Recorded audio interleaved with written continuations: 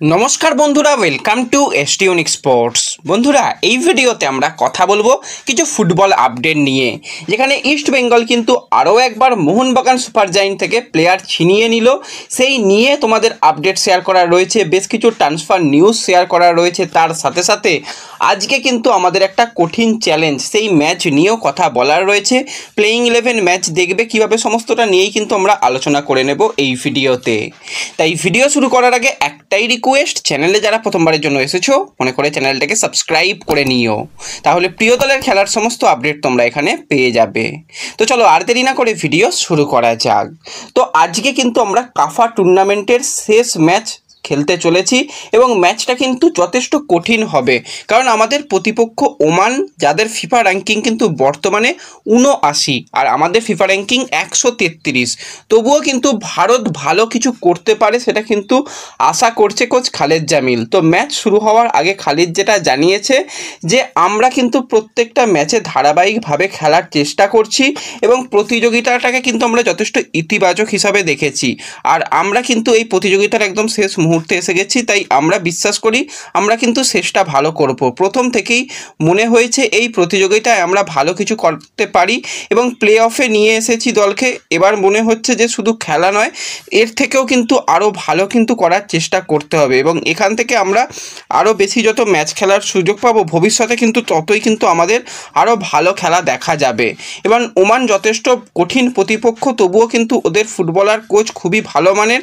তবু কিন্তু আমরা ভালো ফুটবল খেলে কিন্তু আজকের ম্যাচ জিততে চাই এবং দলকে কিন্তু একটা ভালো রেজাল্ট এনে দিতে চাই। এবং আজকের ম্যাচের সময় কিন্তু রয়েছে ভারতীয় সময় বিকেল 5:30 থেকে। তো অবশ্যই কিন্তু সকলে স্কোর লাইন প্রেডিকশান করে যেও যে আজকের ম্যাচের রেজাল্ট কী হবে। যাদের স্কোর লাইন প্রেডিকশান মিলে যাবে তাদের নাম কিন্তু পরবর্তী সময় অবশ্যই শেয়ার করা হবে।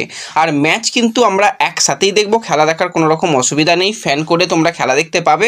তো খেলা দেখার সমস্ত ব্যবস্থা কিন্তু আমাদের WhatsApp channel, Telegram channel, Facebook পেজে হয়ে যাবে। তাই যারা এখনও আমাদের সোশ্যাল মিডিয়া পেজকে ফলো করোনি, পিন কমেন্টে লিঙ্ক দিয়ে দেবো, সেখান থেকে কিন্তু আমাদের সোশ্যাল মিডিয়া পেজকে ফলো করে নিও।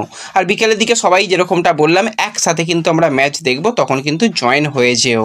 তো আজকে কিন্তু আমাদের দলে বেশ কয়েকটা পরিবর্তন হওয়ার সম্ভাবনা রয়েছে।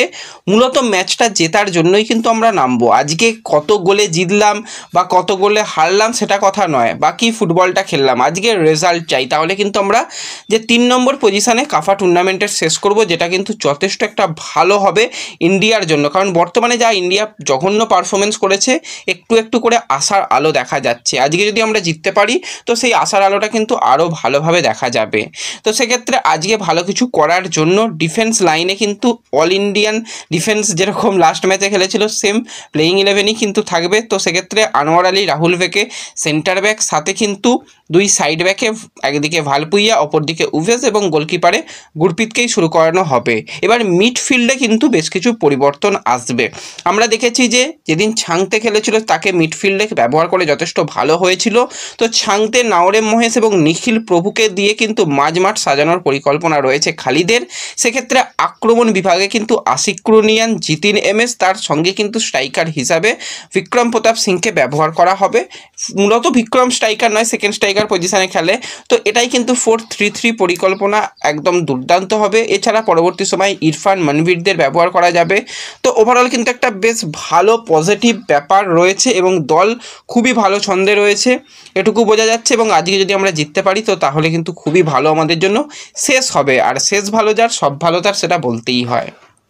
এবার যদি আমরা সরাসরি ট্রান্সফার নিউজের দিকে চলে আসি, বেশ কিছুদিন আগেই তোমাদের একজন প্লেয়ারের ব্যাপারে জানিয়েছিলাম, তাকে কিন্তু নেওয়ার জন্য বেশ কিছু ক্লাব ইন্টারেস্ট শো করছে।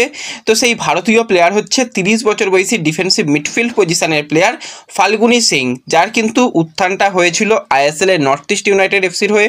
দুর্দান্ত একটা সিজন পারফরমেন্সের পর তাকে খুব একটা আর দেখতে পাওয়া যায়নি। তার আগে কিন্তু সে শ্রীনিধিতেও যথেষ্ট ভালো পারফরমেন্স করেছে। তো এই ফাল্গুনিকে নেবার ব্যাপারে কিন্তু বেশ কিছু ক্লাব তারা ইন্টারেস্ট শো করছে। তার মধ্যে সবথেকে এগিয়ে যে ক্লাবটা রয়েছে এবং কথাবার্তা প্রায় অনেকটাই এগিয়ে নিয়েছে সেটা হচ্ছে মুম্বাই সিটি এফসি। কারণ মুম্বাইয়ের মিডফিল্ডে আপুইয়া চলে যাওয়ার পর সেই জায়গাটার কিন্তু খুবই সমস্যা হয়েছে। পরবর্তী সময়ে জয়েশ রানে কিছু ম্যাচে ভালো খেলেছে, জয়েশ রানেও কিন্তু এবছরে দল পরিবর্তন করে জামশেদপুরে চলে গেছে। তো সেই জায়গাতে নির্ভরযোগ্য একজন মিডফিল্ডারের প্রয়োজন রয়েছে। সেই কারণেই কিন্তু এই জায়গাতে ফাল্গুনিকে এনে দলকে কিছুটা হলেও শক্তিশালী করতে চাইছে মুম্বাই সিটি এফসি। অ্যাডভান্স লেভেলে কথাবার্তা চলছে, যে কোনো দিন যে কোনো মুহূর্তেই হয়তো ডিল ডান হয়ে যাবে। আপডেট এসে গেলে তোমাদের কিন্তু পরবর্তী সময় অবশ্যই জানিয়ে দেব। এবং তোমাদের কালকে একটা প্লেয়ারের ব্যাপারে আপডেট জানিয়েছিলাম যে 27 বছর বয়সী লেফট ব্যাক পজিশনের প্লেয়ার জেরির কথা, যে কিন্তু এর আগে চেন্নাইন এফসি, তারপরে ইস্টবেঙ্গল এবং ওড়িশা এফসিতেও লাস্ট সিজনে জেরির পারফরমেন্স কিন্তু মোটামুটি ঠিকঠাকই ছিল, কিন্তু প্ল্যানের কিছু পরিবর্তন এবং স্যালারি কাট করার জন্যই কিন্তু প্লেয়ারদের ছেড়েছিল ওড়িশা। তো সেই কারণে এখন বর্তমানে কিন্তু জেরি ফ্রি প্লেয়ার রয়েছে। তো এই ফ্রি প্লেয়ারকে কিন্তু এবার সাইন করানোর ব্যাপারে অনেক দূরই এগিয়ে গেছে এফসি গোয়া, এবং মুম্বাই সিটি এফসিও একটা প্রকার চেষ্টা করছে শেষ মুহূর্তে যদি ডিল হাইজ্যাক করা যায়, যদি মুম্বাইয়ে যায় সেটাও বলবো খুবই ভালো একটা তার জন্য জায়গা হবে। সেখানে কিন্তু লেফট ব্যাক পজিশনে তাকে কিন্তু ফার্স্ট চয়েস হিসাবেই হয়তো বেশিরভাগ সময় দেখা যাবে। আকাশ মিশ্রাও রয়েছে, কিন্তু জেরি গেলে ভালোই হবে। এবং অবশ্যই এফসি গোয়াও তারা কিন্তু অনেকটাই এগিয়ে রয়েছে, এবং এফসি গোয়াতে এলে এএফসি টুর্নামেন্ট খেলার সুযোগ রয়েছে জেরির সামনে। তো সেই ব্যাপারটাও কিন্তু জেরি ভাবনা চিন্তা করছে।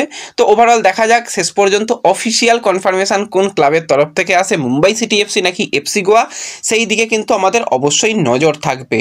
এবং এর সঙ্গে সঙ্গে যদি আমরা একজন খুবই ট্যালেন্টেড বাঙালি প্লেয়ারকে নিয়ে কথা বলি, যে কিন্তু মোহনবাগান সুপার জায়েন্টে যুক্ত ছিল, প্রীতম গাইন, মাত্র 17 বছর বয়সী একজন ফরওয়ার্ড লাইনের প্লেয়ার, গোলটা কিন্তু খুব ভালোভাবে চেনে। তো তাকে কিন্তু এবার ছিনিয়ে নিল মোহনবাগান থেকে ইস্টবেঙ্গল। সে কিন্তু অফিসিয়ালি ইস্টবেঙ্গলের চুক্তিতে স্বাক্ষর করেছে এবং দীর্ঘমেয়াদী পরিকল্পনাতেই কিন্তু প্রীতম গাইনকে ইস্টবেঙ্গল নিয়েছে, এবং এটা একদমই অফিসিয়াল ডিল ডান হয়ে গেছে। তোমাদের সঙ্গে শেয়ার করে দিলাম। তো এই ভিডিওতে এই আপডেটগুলোই শেয়ার করার ছিল। ভিডিও ভালো লাগলে লাইক শেয়ার করে দিও। চ্যানেলে যারা প্রথমবারের জন্য আসছো মনে করে চ্যানেলটাকে সাবস্ক্রাইব করে নিও। দেখা হবে পরবর্তী ভিডিওতে। ধন্যবাদ।